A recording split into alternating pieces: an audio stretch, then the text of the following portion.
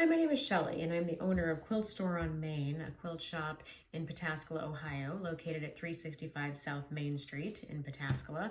We are about a half hour east of Columbus, Ohio, and about a half hour west of Newark, Ohio. So if you're familiar with any of those areas, that's where we're located, kind of tucked right in between Columbus and Newark, Ohio. But tonight I'm working in my sewing room here at my home instead of in the shop. And normally we do our YouTube videos from the shop, but I was sitting here working, putting a border on a quilt for another class. We do a lot of in-person classes in our shop, but here recently we've actually started doing some video and virtual classes as well. So I was doing a video class for a beginning quilting student and realized that there might be other beginners out there who don't know how to piece a border. So as I was demonstrating to this other student how to put the borders on her quilt, it occurred to me, I got my top border on and my bottom border on, and it occurred to me that in order to do the long sides of my quilt, one strip of fabric that's cut length of fabric was not going to be long enough. And so I'm going to have to piece my border. Now that's something I've been doing for a long time, but it occurred to me that there might be some people out there who don't know how to do that. So I thought that I would show you kind of a quick, easy way of doing a pieced border. Now there are a couple different ways of doing a pieced border. Most people know that we do a mitered seam for a pieced border, and I'll show you that in just a few minutes. And the whole point of that is that when the border or the two pieces of fabric go together, you have a seam that goes at an angle rather than straight up and down, what I kind of consider like a butt joint. And that way it's supposed to sort of blend in to your print. The only time that I think that's a bad idea is if you're doing a border that's a striped fabric, in which case doing a diagonal seam is going to be more noticeable in the stripes.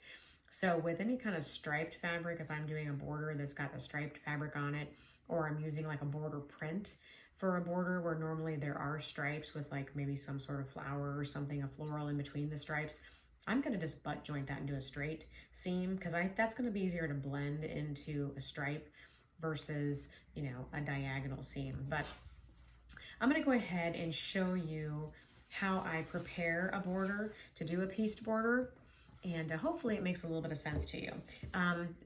This particular length of this quilt, to do my pieced border, I will not need two full strips. For each size, I'll need a strip and then a half of a third strip. And that way I'm not wasting fabric. I mean, you can cut 4 strips if you want and piece together 2 really long strips, but you're gonna end up cutting a lot of it off and then throwing it away. So I'm just gonna take one of the strips, cut it in half. And so now when I put the shorter piece and this longer piece together, I'm now gonna get a big long strip that'll be long enough to border the long sides of my quilt. So let me show you how that looks. And excuse my having to do this myself. Like I said, since I'm doing this at my house, I'm all alone. So I like to, and this is going to be backward for you since of the way I'm filming it, but I have established a way that I do this, and I do it the same way every time. And I think that once you get some sort of method that works in your mind, then that's what you want to always do. So for myself, and this is going to be backward for you, I am bringing this, one of my pieces of fabric, and I'm starting with my long piece. That's just easier to lay that flat and have it pretty side facing up. And then I'm going to take my shorter piece and overlay it pretty side down. Now I didn't cut you'll notice I didn't cut off my selvages. There's really no need to at this point, because when after I draw my line and I make my seam and I trim it off, I trim it down to a 1/4 inch seam allowance, these are gonna come off. So as long as when I'm placing this, I'm compensating for, being able to cut those seam allowances off, and I'm not lining it up like this to where now the seam allowances are involved in my fabric. I'm compensating for that. I'm offsetting it so that I can just cut those off later. And so what I do is I have my first piece of fabric coming in from left to right. And for you, this is the opposite, so kind of keep that in the back of your head. But I have my piece of fabric laying face up, coming in horizontally from left to right. And then I bring my second piece of fabric face down, pretty side down, and it's going vertically. So you see I have this like crisscross effect. And then I draw my line always from top left to bottom right on an angle. So I'm going from here, this little corner that I've made here, down to this little corner that I've made here where those two fabrics intersect. I always go upper left to lower right. Why is that? That's, you know, how we read, and that's kind of how we always think left to right and top to bottom. And that's a way that for me that I'll remember I can always do it the same way. So then I'm going to draw a line. I'm going to use my ruler. I'm going to line my ruler up to those little corners that were made when I intersected those fabrics from upper left to lower right. And I'm going to use my friction pen, line my ruler up, use my friction pen, and make a nice line that I'll be able to see. And then I'm going to throw a pin in this, just to hold that together. I don't want to impede my line here because I'm going to be sewing on that line.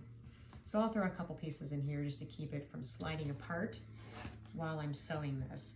Now take this to your sewing machine and sew on this line, on the whole line, from off of the edge of the fabric here, onto the line, across the line, and off the fabric, so you know you've got it secured.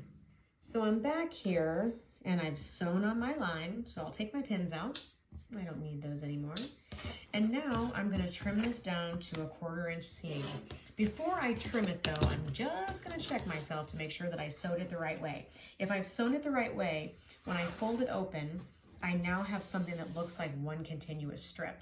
If I've sewn it the wrong way, if I had gone from this direction to this direction, I'd now have something that was like a flap that didn't make any sense. So when you fold this back, it should now create one long continuous strip for you. And if that happens when you fold it back, you know you did it right.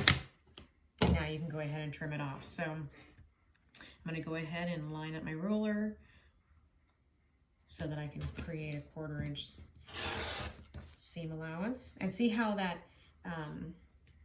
that selvage just came off when I did that? So I'm going to trim off these little corners that I have, these little dog ears, and all of my weird little threads. And then I'll take this to my ironing board and I'll press it open, and now I have a nice long strip that will be long enough for the side of my quilt. And of course I'll do 2 of those because I have the other short half that I had cut from my my 3rd strip that I'll then sew to my other long strip, and then I'll sew those onto both of the long sides of my quilt. So it's pretty quick and easy, pretty simple. So hopefully that made sense to you. And like I said, establish a way that makes sense to you, that you can repeat it and get the same end result every time. So for me, I bring my horizontal fabric in from my left to my right, face up. I take my other strip and I put it face down, and it's going vertically. I draw that line always from upper left to lower right. I draw my line, I sew on my line. Before I trim it, I'm always going to fold it open and just make sure I didn't do anything crazy. And once I see that I do have now one long continuous strip, I'll trim it down to a 1/4 inch seam allowance, and my border is ready to go. So quick and easy. Hopefully that helps. If we work with a lot of beginners at our shop, most of our classes, you know, probably more than half of our classes are geared toward beginners. So a lot of times when I'm doing something really basic, I think, gosh, there might be somebody out there who doesn't know how to do this. So hopefully this helped you if you are kind of getting started in your quilting journey. Hopefully if you've gotten to this point and you've made a quilt that's big enough and you're like, oh dang, what do I do? How do I get that, how do I get more strips together so that it doesn't look janky when I put it on? That's it.